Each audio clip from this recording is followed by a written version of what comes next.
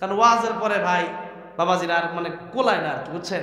তারপরে আমাদের হুজুর বলছে যে এখানে অনেকে নাকি আবদার করছে যে একটু রেডিওর সুরে তেলাওয়াত শোনানোর জন্য। রেডিওর সুরে বলতে রেডিওতে যে আগে তেলাওয়াত শুনতেন ইফতারির সময় ওই রকম ভাবে আর কি। তো আমি দেখি মানে অল্প একটু তেলাওয়াত শোনাইতে চাই, শুনবেন? আউযু বিল্লাহি মিনাশ শাইতানির রাজীম। বিসমিল্লাহির রহমানির রহিম। عما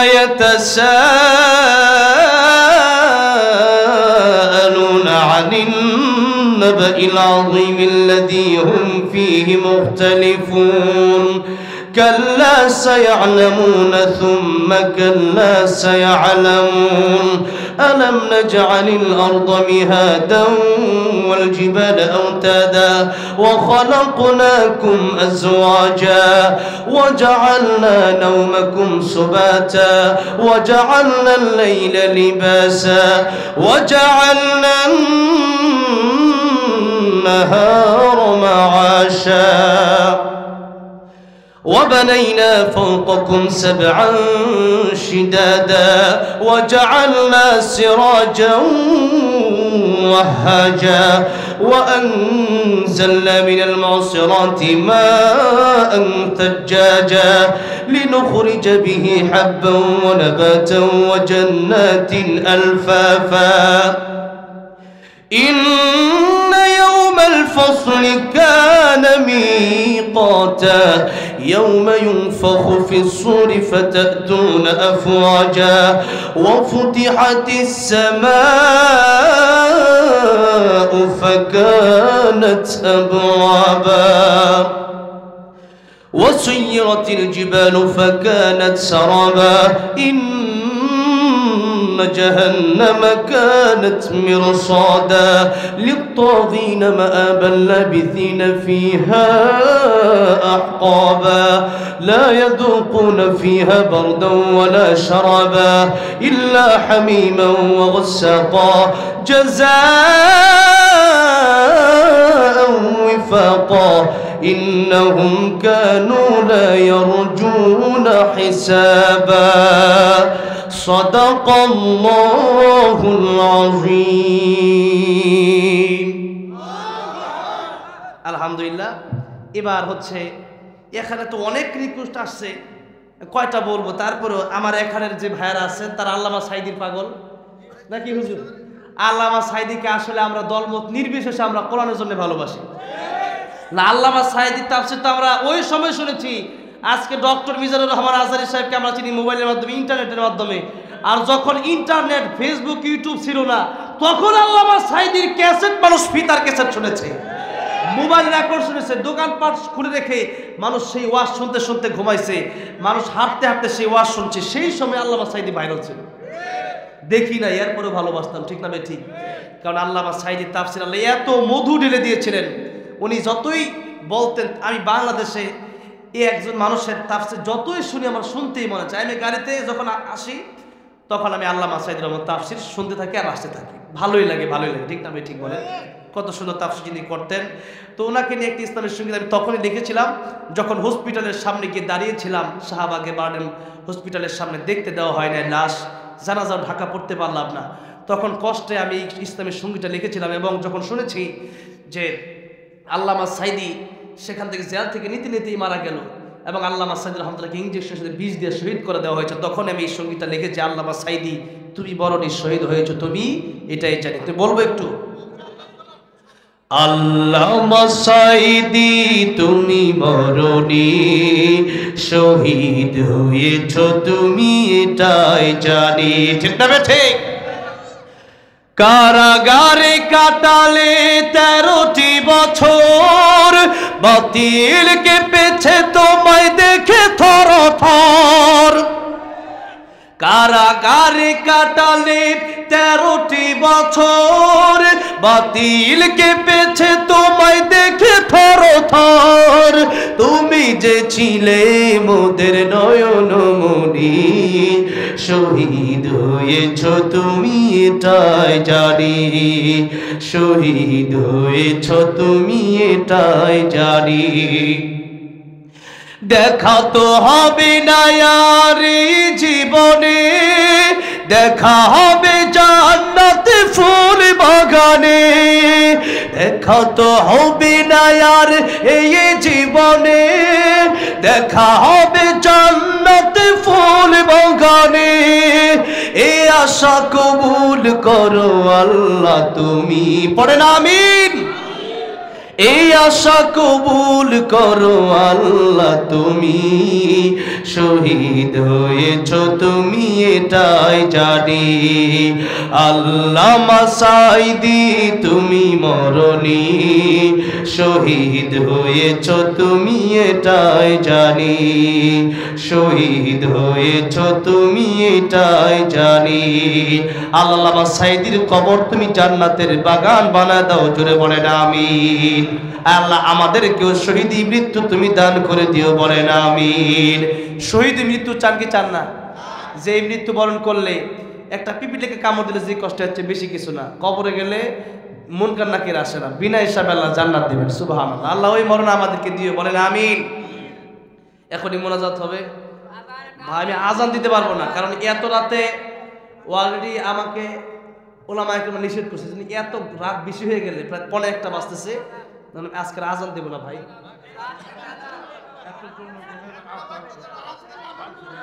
জনগণের আবদার হলে সমালোচনা আছে ভাই, দাদা অনেক রাত হয়ে গেছে, এই জন্য দিচ্ছি না। রাত যদি একটু কম থাকতো আমি দিয়ে দিতাম ভাই। হ্যাঁ, এখন অনেক আবদার আসতেছে, এই আবদার যদি আমি রাখতে যাই অনেক সময় চলে যাবে ভাই। না, একজন মদিনার মাটি, নবীজির পাগল, মদিনার পাগল, এক একজন এক একটা বলতেছেন, এক একজন আজান, এত রাখতে দিয়ে একটা রাখা যাবে না ভাই। হ্যাঁ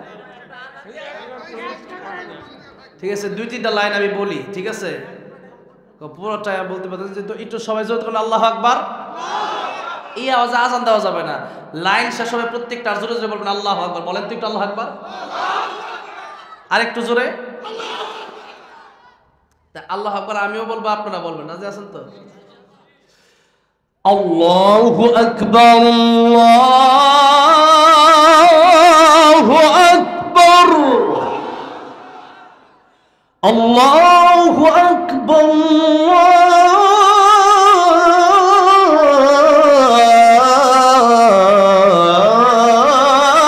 আল্লাহু আকবার। আশহাদু আল লা ইলাহা ইল্লাল্লাহ,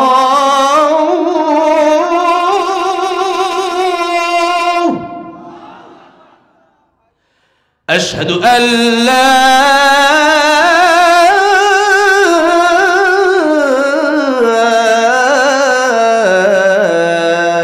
ইলাহা ইল্লাল্লাহ।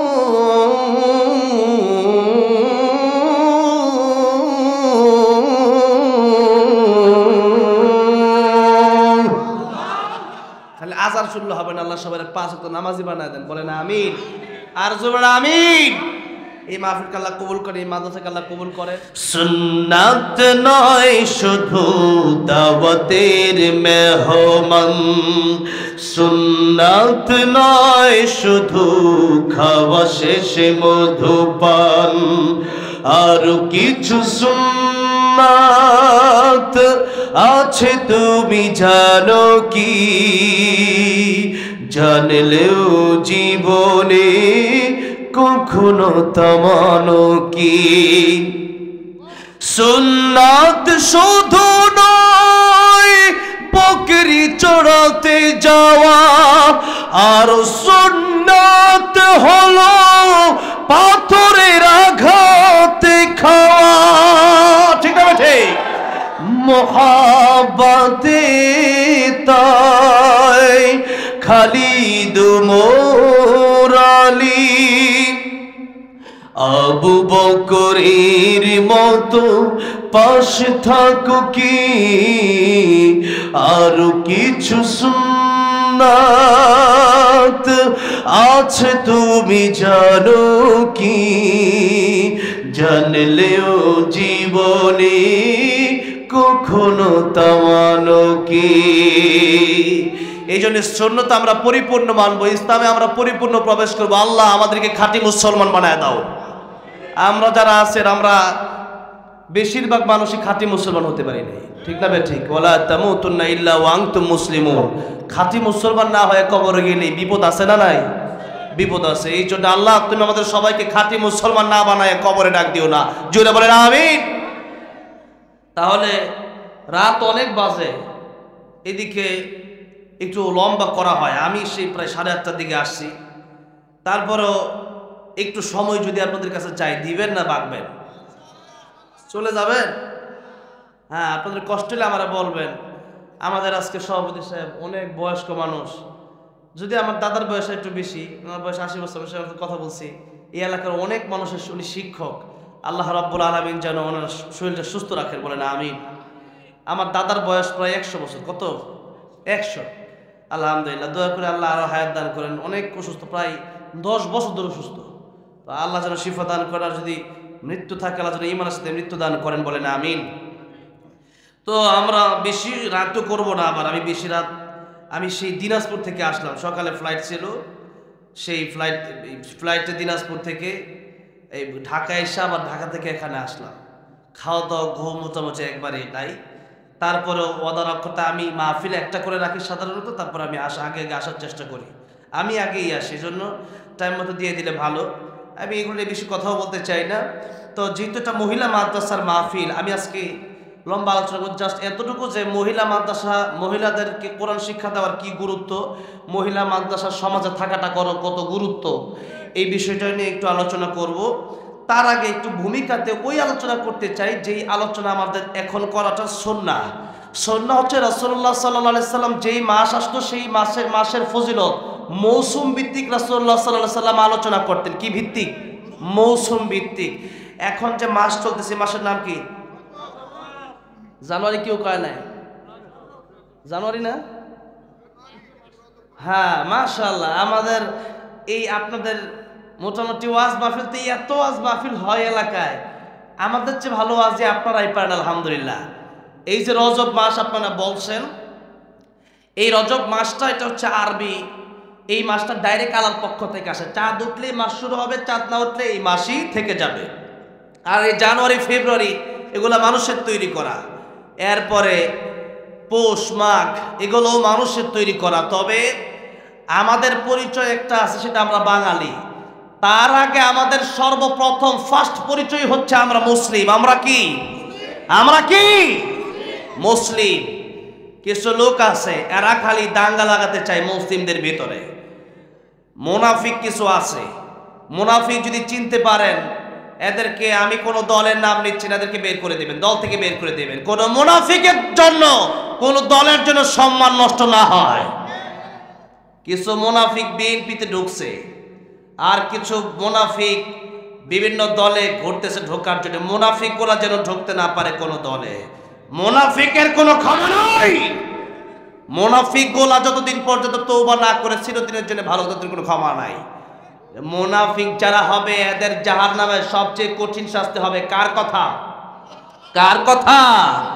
আল্লাহ বললেন, ইন্নাল মুনাফিকিনা ফিদ দারকিল আসফালি মিনান নার ওয়া লান তাজিদ লাহুম নাসীরা। আল্লাহ বললেন, মুনাফিক যারা হবে এরা একবার ডান দিকে যায়, একবার বাম দিকে যায়। লা ইলাহা উলাই ওয়ালা ইলাহা উলা। যখন যেখানে সুবিধা সেখানে মুনাফিক আছে না নাই? এই জন্য মুনাফিকের শাস্তি কিয়ামতের ময়দানে সবচাইতে বেশি হবে। এই জন্যে আল্লাহ নবীর পিছনে নামাজও পড়তেন মুনাফিক, যাদের জুব্বাও ছিল, পাগড়িও ছিল, লম্বা দাড়িও ছিল। জিবরাইল আমিন এসে বললেন, ইয়া রাসূলুল্লাহ, ইয়া হাবিবাল্লাহ, লম্বা জুব্বার পাগড়ি পরলে মুত্তাকি হওয়া যায় না। এবং নবীজি বললেন, আত্তাকওয়া হাহুনা, আত্তাকওয়া হাহুনা, আত্তাকওয়া হাহুনা। নবী তিনবার আমার এই কথাটা বলে এইভাবে দেখালেন, তা কয়টা বাহিরে প্রকাশ করে শুধু দেখানোর জিনিস না, বরং তা কোটা থাকবে ভিতরে, তবে এটা বহিরাগতভাবে প্রকাশ হবে। কিন্তু যার অন্তরটা কালো, উপরে চেহারা যতই ভালো হোক, তার কোনো দাম আল্লাহর দরবারে হতে পারে না। এই জন্যে লুকমান হাকিম বড় কালো, এত কালো নিগ্রো। সেই লুকমান হাকিম রাখাল গরিব, সেই লুকমান হাকিমের নামে আল্লাহ রাব্বুল আলামিন 21 নম্বর পারা 10 নম্বর পৃষ্ঠায় একটা সূরা নাজিল করে দিলেন। সূরা লুকমান আছে না নাই? লুকমান হাকিম কালো না সাদা? জোরে বলেন। ধনী না গরিব? গরিব। এরপরে দাম কম না বেশি? দাম বেশি।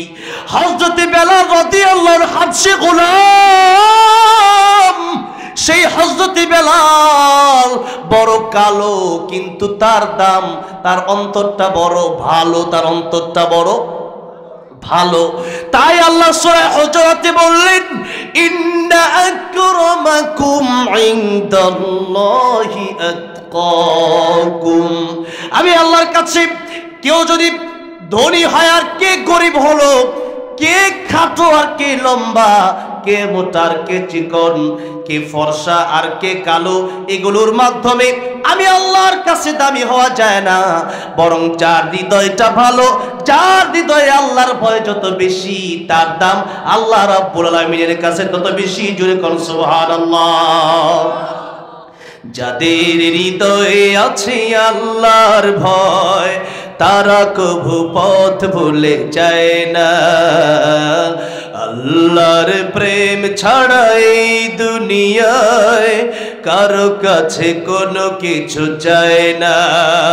রাতের আধারে যারা সিজদাতে রয়, দু চোখের শ্রুতি নদী যেন বয়, ছলনার হাত ছানি যতই আসুক, পিছনে ফিরেও তাকায় না। যাদের হৃদয়ে আছে আল্লাহর ভয়, তারা কভু পথ ভুলে যায় না। আল্লাহর প্রেম ছাড়া এই দুনিয়ায় কারো কাছে কোনো কিছু চায় না। ঠিক কি না? এই জন্য আল্লাহর কাছে তার দাম বেশি। শুধু ধনী হলেই হয় না। নবী বলেছেন, আমি দেখলাম জাহান্নামে অধিকাংশ নারীরা গেল। কারা কারা? নারীরা বেশি জাহান্নামে। কি কি কারণে তা আমি একটু পরে বলবো ইনশাআল্লাহ। আর জান্নাতে অধিকাংশ গরিবরাই জান্নাতে চলে গেছে। আল্লাহু আকবার। এত আসতে সবাই ধনী, এখানে সবাই কোটিপতি। তাহলে একটু সুবহানাল্লাহ জোরে কর। নবী বললেন অধিকাংশ গরিবেরাই জান্নাতে চলে যাবে, তবে ধনী হলেই যে জাহান্নামে যাবে তা না। ওসমান গনি রাদিয়াল্লাহু আনহু গরিব ছিলেন না ধনী ছিলেন? শুধু ধনী না, শিল্পপতি ছিলেন। তবে নবী বললেন, ইগতানিম খামসান ক্বাবলা খামসিন, শাবাবাকা ক্বাবলা হারামিক, ওয়া সিহহাতাকা ক্বাবলা সাকামিক, ওয়া গিনাকা ক্বাবলা ফাকরিক, ওয়া ফারাগাকা ক্বাবলা শুগলিক, ওয়া হায়াতাকা ক্বাবলা মাউতিক। পাঁচটা জিনিসের মূল্য তোমরা দিবা, 5 সময় আসার আগে 5টা সময়কে তোমরা গনিমত মনে করো। 1 নাম্বার নবী বললেন, যুবক বয়সকে গনিমত মনে করো বৃদ্ধ হওয়ার আগে, কারণ যৌবন কাল চিরদিন থাকে না। থাকে? যৌবন কাল চিরদিন থাকে না। একদিন মানুষ বৃদ্ধ হয়ে যায়, আর বৃদ্ধ তো পরের কথা, যৌবন কালেও মানুষ মারা যায় কি যায় না? এই জন্য কার মরণ কখন আসে আমরা জানি। নবী বললেন, আমি নবীর কাছে মালাকুল মউত যখন আসলো 3 বার অনুমতি নিল। কয়বার? 3 বার অনুমতি নিল। দরজার বাইরে থেকে এসে বলল, আসসালামু আলাইকা ইয়া রাসূলুল্লাহ। ওগো নবীজি, ঘরের ভিতরে ঢোকার জন্য একটু পারমিশন কি আমার দেওয়া যায়? নবী বললেন, ফাতিমা, দরজার বাইরে কে যেন দাঁড়ায় আছে, একটু দেখো তো। ফাতিমা রাদিয়াল্লাহু আনহা দরজাটা খুলে দেখলেন, এমন একজন লোক দেখা যায় যার মাথা আকাশে, যার পা জমিনে। বোঝা গেল দুনিয়ার কোনো মানুষ তিনি না। ফাতেমা ডেকে বললেন, বাবা, এমন একজন মানুষ আজকে আমি দেখলাম, মক্কা নগরীতে এমন মানুষ আমি ফাতেমা কোনোদিন দেখি নাই, মদিনাতে এমন মানুষ আমি কোনোদিন দেখি নাই, যার মাথা আকাশে, যার পা জমিনে। আমার নবী অনেক কষ্ট করে তাকায় দেখলেন, আমার নবী ঠিকই চিনে ফেলেছেন। আমার নবী বলেন, মা রে, এটা মালাকুল মাউত আজরাইল, গয়ে ঢোকার জন্য পারমিশন দিয়া দাও। অনেক লম্বা ঘটনা, তা আমি লম্বা করব না, শুধু 3 বার অনুমতির কথা বোঝাচ্ছি। এবার নবীকে বলেন, ইয়া রাসূলুল্লাহ, ইয়া হাবিবাল্লাহ, আমাকে আল্লাহ পাঠিয়েছেন, আমাকে বলেছেন আপনাকে নিয়ে যাওয়ার জন্য। তবে আল্লাহ বলেছেন আপনি যদি থাকতে চান আল্লাহ আপনার হায়াত বাড়িয়ে দিবেন। আমার নবীর কাছে মালাকুল মউত দ্বিতীয়বার অনুমতি নিল। নবী এবার অনুমতি দিলেন না। নবী বললেন, হাত্তা ইয়াতিয়ানি জিবরাইল, জিবরাইল আসার আগ পর্যন্ত তুমি অপেক্ষা করো। এই যে দ্বিতীয়বার জিবরাইল আমিনের সাথে অনেক সময় কথা হওয়ার পরে, নবীর ব্যাপারে, উম্মতের ব্যাপারে কথা হওয়ার পরে তৃতীয়বার আবার অনুমতি নিলেন। নবী বলেন, এবার আমার জান কবজ করো। তার নবীর মরণের আগে মালাকুল মউত কয়বার অনুমতি নিলেন? জোরে বলেন, কয়বার? এরপর নবী ডেকে বলেন, পৃথিবীর মানুষ, আমি নবী নামাজের পরে ডান দিকে সালাম ফিরাইয়া বাম দিকে সালাম ফেরাবো, এই গ্যারান্টি আমি রাহমাতুল লিল আলামিন নবীও দিতে পারবো। নবী যদি মরণ জীবনের গ্যারান্টি দিতে না পারেন, আমার মতো সরমুদ্দি কলমুদ্দি কি জীবনের গ্যারান্টি দিতে পারবো? পারবো? আমার মরণ আসিবে কখন কেউ তো জানে না, আমার মরণ আসিবে কখন কেউ তো জানে না। আমি মরে গেলে আমায় তোমরা ভুইলা যাইও না, আমি চলে গেলে আমায় তোমরা ভুইলা যাইও না। আমার মরণ আসিবে কখন কেউ তো জানে না। বলেন না, আমার মরণ আসিবে কখন। এই দুনিয়া চিরজীবন থাকার জায়গা না, অন্ধকার কবর যে আমার আসল ঠিকানা। সবাই রেখে আমায় চলে যাবে, সঙ্গী হবে না, সবাই রেখে আমায় চলে যাবে, সঙ্গী হবে না। আমার মরণ আসিবে কখন কেউ তো জানে না, আমার মরণ আসিবে কখন। কবর মাঝে মা বাবাকে দেখা যাবে না, দেখব যাকে তিনি হলেন শাহে মদিনা। সেদিন বিবি নেই আর তো কেহ বন্ধু হবে না, সেদিন বিবি নেই আর তো কেহ বন্ধু হবে না। আমার মরণ আসিবে কখন কেউ তো জানে না, আমার মরণ আসিবে কখন। এই জন্য আমার উম্মতেরা মরণের প্রস্তুতি 24 ঘন্টা নিয়ে রাখো। মালাকুল মউত কিন্তু বলে আসবে না। আল্লাহ বললেন, ইন্নাস সাআতাতিয়াতুন আকাদু ফিহা, আমি আল্লাহ কিয়ামত গোপন রাখলাম।